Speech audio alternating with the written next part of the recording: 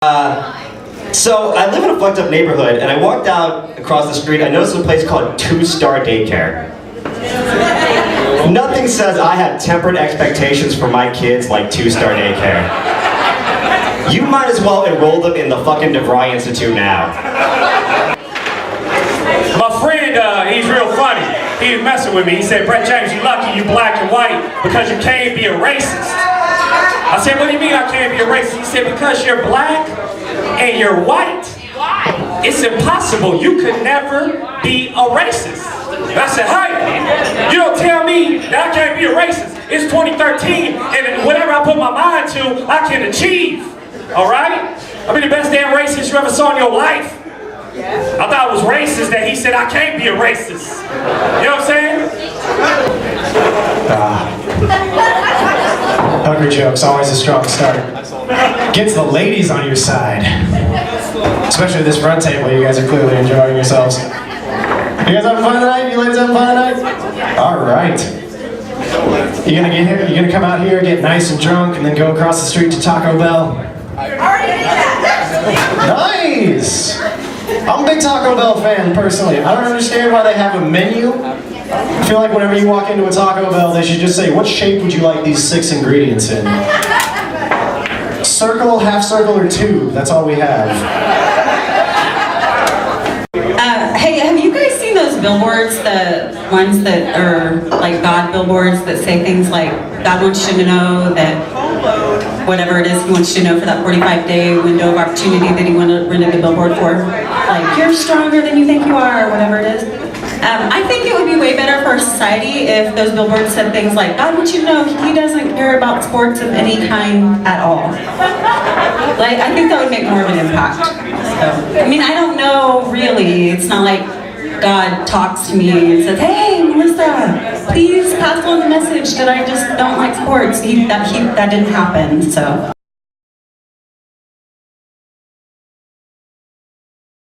Why did you get into stand-up? Really, it's simple. The main reason why I got into stand-up is because I like it. I did improv before I did stand-up, and I really don't know why I got into stand-up because it's really brutal. I get so nervous beforehand.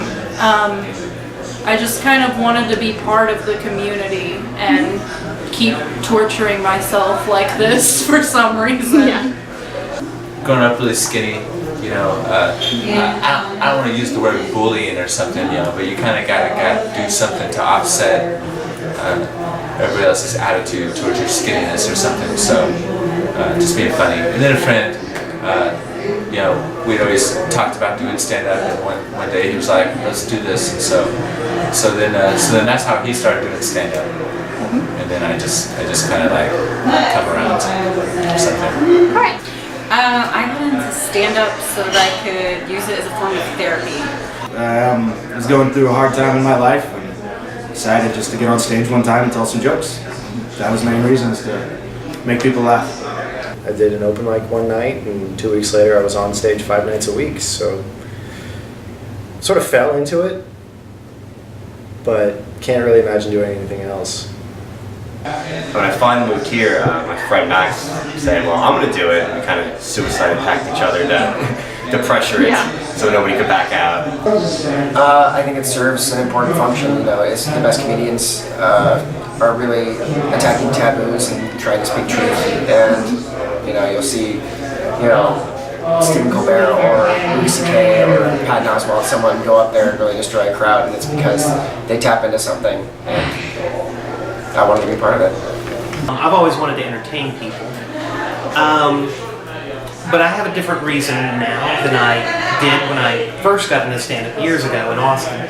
Now I have kind of like a message I kind of want to get across.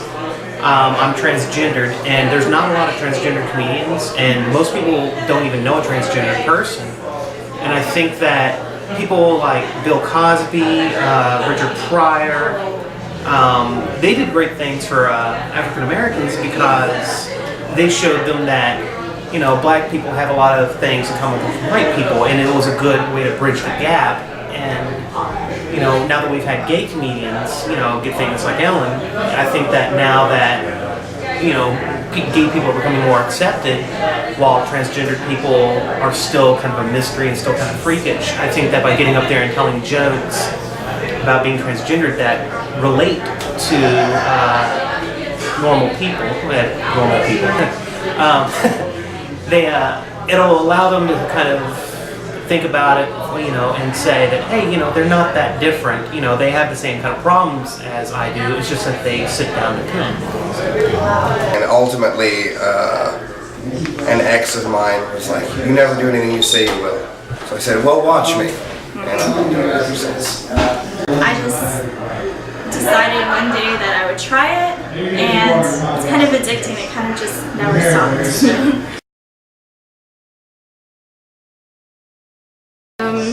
Do you use social media, and if so, what types? I use Twitter, Facebook, and I have a website.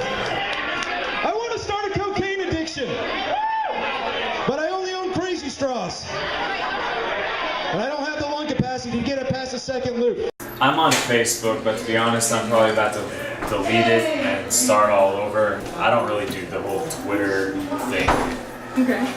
Yes, social media, you have to nowadays.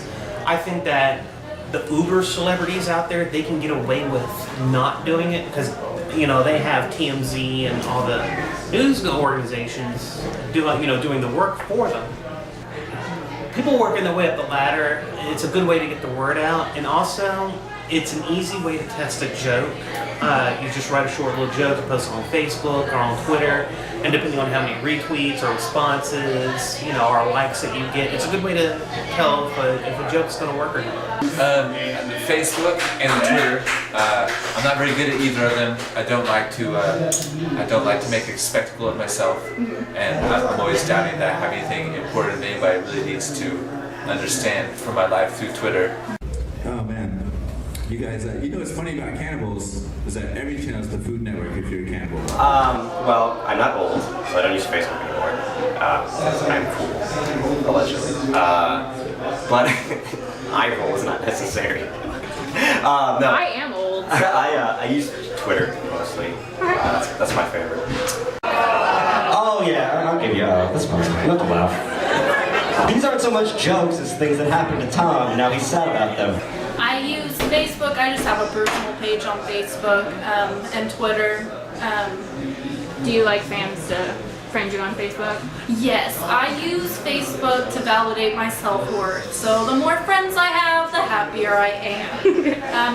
We have, me and my friend who also do stand-up kind of have a Facebook page you can like together because we have an improv group. That way it's not just me being like, hey, like me. Yeah. But it's okay, I'm fine. I keep my emotions stuffed down on the inside where they belong, because I'm an adult. Just the regulars, Twitter, Facebook, Reddit, that sort of thing. Right. Facebook, Twitter, Instagram, that's about it. Eyes up here! Oh my god, that worked. So, how you guys doing tonight? You guys doing good? I use Facebook and I try and use Twitter. I'm not really good at it. Speaking of emotional investment, women who aren't for women's rights make me wonder why men let us vote. Yeah, I use Facebook and Twitter. I use it about as much as anybody else in the Oklahoma City comedy scene. Facebook, I'll let people know about shows like through my generic Facebook page, and then I have a separate page just for comedy, which is something a lot of the local comics don't do, but some of them have started doing that. I do Twitter. That one's a lot of fun because you can just kind of kick out jokes, find crowd reaction. That's probably the easiest one to reach your audience with. And then Reddit is a lot of fun. Reddit, for those of you who aren't familiar, is it's sort of a link sharing website. It's all based around sharing content, not necessarily generating it, but there's a subsection of it completely devoted to stand-up where guys just post their pictures of themselves with their jokes photoshopped to the side of it. And it's actually started by a guy who got started right here in Oklahoma City by the name of Nathan Anderson. He's based out in New York now. And I started posting to that about a week after it got started up. That same week, Huffington Post did an article about the new subreddit, and they included one of my jokes on that. So that was, free publicity. And then just today, a joke that I put up about 2 weeks ago ended up in an article on a popular site called The Chive, and in the last 3 hours I've probably picked up a couple dozen new Twitter followers just from that. So, and they're not even from here. They're people who've never seen me perform. They just like what I have to say, and so really builds a presence. Diabetics, you feel me on that one? There's at least one of you in here that's not stereotyping. It's math, Oklahoma. Deal with it. I feel like I've been forced to use Twitter, so I don't know how to use Twitter, like I don't do it right, but I feel forced to use it, and so I really don't, try to like get a lot of likes on a page or get a lot of followers. I just, do the bare minimum probably with social media. Yes, I'm very active on Twitter. I pretty much try out all my jokes there. The brevity of the medium is kind of tailor-made for me. Well, I mean, not initially, but it suits me. But Facebook as well, pretty much. I don't interact with people very well normally, so it's about the only way I can kind of. My mom says life begins at 40. She's very pro-choice. So. I like Facebook and Twitter, and I'm on Instagram. I use Facebook to make events and spam people. I use Twitter a little bit. It's probably the best one, but I don't know. For some reason, it doesn't really appeal to me. When I was 22, I got into a drinking contest with a 4-year-old child. I know that sounds fucked up, but I was at a party in Lawton, and Do you feel like it helps with your comedy networking and? Yeah, it's good to let people know what's going on, see you at open mics or when you're doing a show around town. So yeah, it's very helpful. Okay. With Oh your yeah, most comedy. definitely. It's very, very helpful. It's an invaluable tool. Absolutely. I mean, first of all, nobody would know about shows if we didn't have social media. If we were still stuck hammering posters into corkboards on college campuses, we'd be performing to 3 people every night. That's really the only way we get people in the room. And it's a great kind of test bed, because the internet, I mean, you're performing to a bigger audience than you could ever hope to perform to in person. Nobody has ever had that many people in an auditorium. And you find out real quick what people like and what people don't, especially with Reddit, because their system is basically sort of, it's a lot like Funny or Die. It's all based off of voting, so people either decide it needs to be more visible or less visible. And I've had stuff that I wasn't that confident about that just rocketed to the top, and I've had stuff that I felt really good about and that just got drilled into the ground. So it's a nice little sounding board. I think that it does, because without it, I wouldn't have any clue where any open mics were or anything like that. So yeah. Or networking or anything. Definitely, I would say it does. I think especially Twitter is helpful because you can sort of try out jokes, premises, ideas on there and gauge the response based on your followers, your favorites, your retweets, that sort of thing. So a lot of the time if I'm trying to write material, it also helps you condense it, sort of thing, because if you have to have the 140 characters. So of course you can expand upon it. Like I like to do a lot of narrative stuff, but just getting the basic idea out on Twitter helps. And then, just networking wise, knowing when the shows are, what to do, who to talk to, when to be there. The social media is integral. I don't think I've done anything on the phone. It's all via Facebook and Twitter. I actually found out, I didn't even know, I found out I was doing a show because somebody posted a thing for an event with me on the roster. They didn't even bother to call me, something like that. So that's the level it's at this point. So I like following a lot of comedians because you get to see, what kind of jokes everybody's already telling, and you don't want to do the same jokes. So yeah. Not at the moment because I'm not utilizing it, but I think it will. I'm still in the beginning stages. I wanna get my, as far as this goes, I wanna get my craft down and promote it. It could. I don't use it enough. I share events and stuff like that, but I haven't done the same step that everybody else has, the official fan page. And I think part of the reason why is because I haven't earned that, so to speak.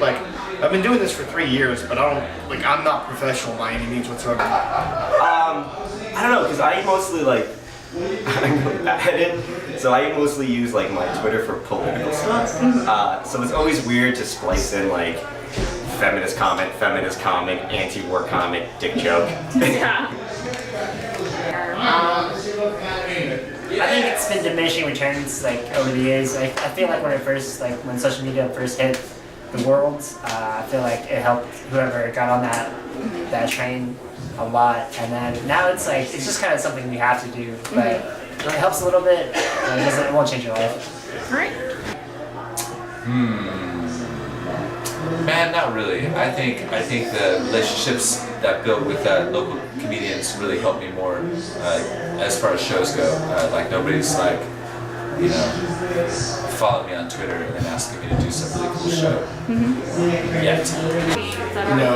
No, it kills my imagination and it's oversaturated with everybody wanting everybody to go to everybody's shows. You guys fans of the Harry Potter movies? Any nerds in the audience? Anybody who looks like me? Yeah, I like the movies a bunch. I'm not a big fan of the Sorcerer's Stone, the first one, or the Goblet of Fire. There's that guy from Twilight's in it. I'm a big fan of Harry Potter and the Temple of Doom. Harry Potter and the Chocolate Factory. Harry Potter and the Chocolate Factory Part 2. Harry Potter and the Parliament Funkadelic. That's a good one. My personal favorite is Harry Potter and the Hendersons. Hey, you're a grown. Somebody needs Sasquatch. Let me tell you something. This may be Oklahoma, but this is a fucking blue note. We have tolerance towards Sasquatches. How you guys doing tonight? I'm super happy to be here. I just got back from I went to Bloomington to do a comedy show. Bloomington, Indiana, last week. And if you've never been to Bloomington, I'm from Norman. I drove 11 hours from Norman to Bloomington to go to the exact same place. Super similar. I was doing a comedy art show. And after the show, the organizers of the show decided that they were going to pay me in art. Yay! Alright. But their defense was, hey, we could potentially be the next Picassos. So these prints could be potentially worth thousands. Well, you, sir, just potentially fucked me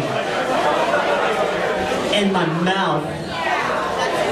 Because I can't put lithographs back into my gas tank and drive back to Oklahoma on them.